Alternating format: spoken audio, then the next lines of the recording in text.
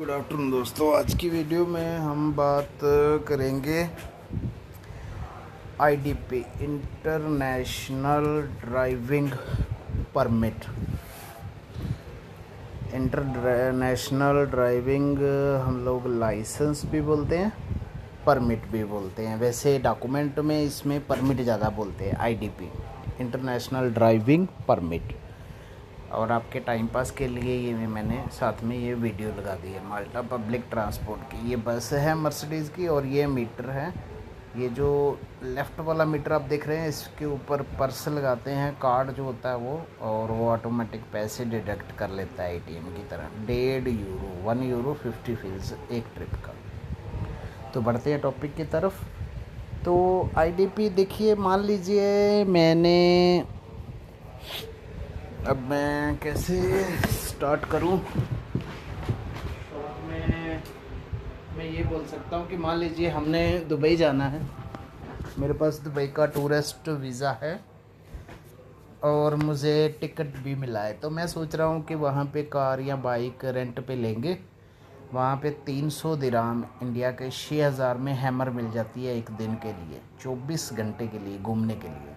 तो बड़ी अच्छी बात है यार, इतनी बड़ी गाड़ी जो इंडिया में सिर्फ एक दो ही है, वो आपको रेंट पे मिल जाए 300 दिराम में 24 घंटे के लिए। आपके पास अगर इंटरनेशनल लाइसेंस है तो मिल जाएगी, या दुबई का लाइसेंस चाहिए, इंडियन लाइसेंस पे नहीं मिलेगी, ठीक है। और भी किसी कंट्री में जाओ तो आपको गाड़ी रेंट पे चाहिए तो मिल जाएगी। तो आपके पास लाइसेंस है, वीज़ा है, टिकट है, तो आप आरटी ऑफिस में जाओगे, उसको बोलोगे भैया हमें इंटरनेशनल ड्राइविंग परमिट बनाना है, तो वो बना देंगे। अब मेरा एक दोस्त है, उसने बनाया है हैदराबाद से। एक मेरा दोस्त है, उसने बनाया है महाराष्ट्र से। तो उसको क्या मिला है, बुकलेट मिली है, कॉपी जैसा, मतलब 8-10 पेज का होगा, पासपोर्ट जैसा है, ठीक है।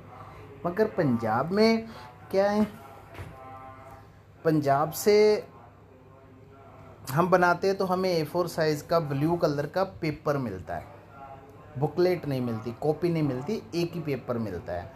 और यूरोप में जैसे माल्टा, हंगरी, कुछ और कंट्रियां हैं, उसमें क्या है, पेपर वाले लाइसेंस को वो थोड़ा सा डुप्लीकेट मानते हैं, और बुकलेट वाला जो कॉपी वाला है उसको थोड़ा सा वो ज़्यादा ओरिजिनल मानते हैं, वो समझते हैं। मतलब उनको लगता है, they believe that this is a duplicate और दिस इज़ ए ओरिजिनल। वो सोचते हैं कि शायद ये डुप्लीकेट हो सकता है और ये ओरिजिनल हो सकता है, बाकी सब कुछ सेम है।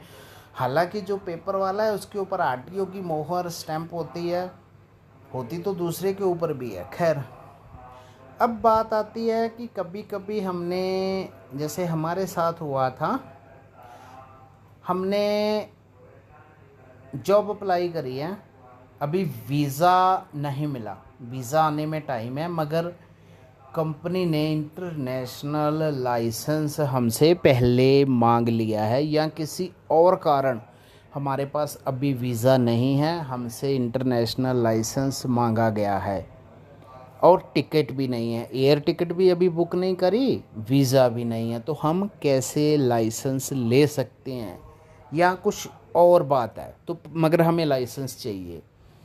तो ऑनलाइन कुछ एजेंसीज़ है, जो ऑनलाइन एजेंसीज़ है उसमें वीज़ा नहीं चाहिए, टिकट नहीं चाहिए, बस आप लाइसेंस, होम कंट्री का लाइसेंस भेजो, फ़ोटो भेजो, सिग्नेचर भेजो, आपको लाइसेंस मिल जाएगा। और कैटेगरी बताओ, 5 दोस्तों कैटेगरी होती है दुनिया में लाइसेंस की, ज़्यादा कंट्री में जो चलती है, आप भी समझ लो, कोई भी यूट्यूबर या एजेंट नहीं बताएगा क्योंकि किसी को इतना पता ही नहीं है। A for bike, B for car, C for van, D for bus, और E for elephant, E for elephant, और एलिफेंट फॉर मतलब ट्रक।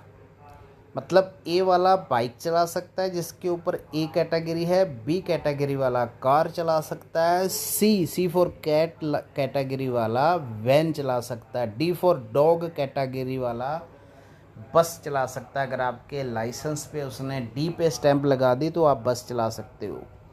जिस कैटेगरी के जिस कंट्री के लिए आप अप्लाई कर रहे हो उसी कैटेगरी की मोर होनी चाहिए। कुछ लोग क्या करते हैं, सबके ऊपर स्टैंप लगा देते हैं, मतलब ए बी सी डी सब जाओ भाग जाओ सब चला लो, तो वो नहीं मानते भाई, गोरे हैं वो, चूतिया नहीं है वो। ज़्यादा से ज़्यादा 2 कैटेगरी पे मोर होनी चाहिए। जब मेरी बारी थी तो मेरे डी कैटेगरी की मोर चाहिए थी, तो उसने डी पे नहीं लगाई, बी पे लगा दी, तो उन्होंने रिजेक्ट कर दिया। मैंने फिर बनाया, फिर उसने बी और डी पे भी लगा दी तो उन्होंने फिर रिजेक्ट कर दिया। फिर उसने अकेले डी पे लगाई तीसरी बार, फिर उन्होंने सेलेक्ट किया। तो ये चीज़ थोड़ी सी संभल के रखना। बाकी कंपनी हर आदमी और कंट्री के हिसाब से अलग अलग भी हो सकता है जब आपने जिस कंपनी और कंट्री के लिए अप्लाई करना है वो सारी कैटेगरी वाला ही ले ले। तो हम अपना एक्सपीरियंस बता रहे हैं माल्टा और हंगरी का, ठीक है। तो ऑनलाइन एक ITCA करके कंपनी है, अमेरिका कनाडा की कंपनी है। मैं किसी की प्रमोशन या ऐड नहीं कर रहा हूँ, ना कि मुझे चाहिए। आपने डायरेक्ट अप्लाई करना है, डायरेक्ट उनको पेमेंट करनी है ऑनलाइन, और लाइसेंस आपका तुरंत आपको सॉफ्ट कॉपी मिल जाएगी मेल के ऊपर। आप काम चला लो किसी को दिखा के, 4 दिन में कुरियर मिल जाएगा। कुछ इंडिया की भी कंपनी है, कुछ परिवहन करके, अमृत सुजुकी, ये वो बहुत सारे नाम से हैं। तो भाई वो कुछ साइट्स जो हैं वो सही नहीं हैं, बाकी इशारे से बता रहा हूँ, क्योंकि यूट्यूब वाले भी कुछ चीज़ें ऐसे बोलोगे तो वो भी गुस्सा करते हैं। फेक, डुप्लीकेट, ये वो चीज़ें नहीं बोलनी चाहिए हमें। कॉपीराइट मेरा पहले 2-3 वीडियो पे आ चुका है। तो पैसा आपका डूब जाएगा, आपको मिलेगा कुछ भी नहीं। तो जेन्युइन जो कंपनी है वही सोच समझ कर देखो, उसी में बनाओ। और इस पे बहुत गोरख धंधा चल रहा है, बहुत सारे लोग इस पे 5,000, 10,000, 20-20 हज़ार भी रुपया ले लेते हैं। तो किसी को ज़्यादा पैसे देने की ज़रूरत नहीं है। अगर आपको नहीं पता चल रहा तो हमसे भी कांटेक्ट कर सकते हो। हम आपकी ऑनलाइन पेमेंट देके आपको प्रूफ दे देंगे कि भाई देखो इतने यूरो आपका लगा है। मेरे ख्याल से जो जेन्युइन पेमेंट है वो इंडिया में अगर आपको चाहिए वो कुरियर, तो 30 से 70 यूरो तक लगता है। अलग अलग है, कभी कम हो जाते हैं कभी ज़्यादा। तो कुछ और भी उनकी सर्विस है, कुरियर का अलग लेते हैं 5-10 रुपये। तो एक बार तो मेरे से 30 यूरो ही लिए थे। अगर 30 यूरो लेते हैं तो 9 या 27, 2700, और 5 या 10 यूरो 40 यूरो, 9 चौके 3600 रुपया, यानी कि 3,600 रुपया एक बार लगा था। एक बार 2700 लगा था, एक बार लगा था 5,400।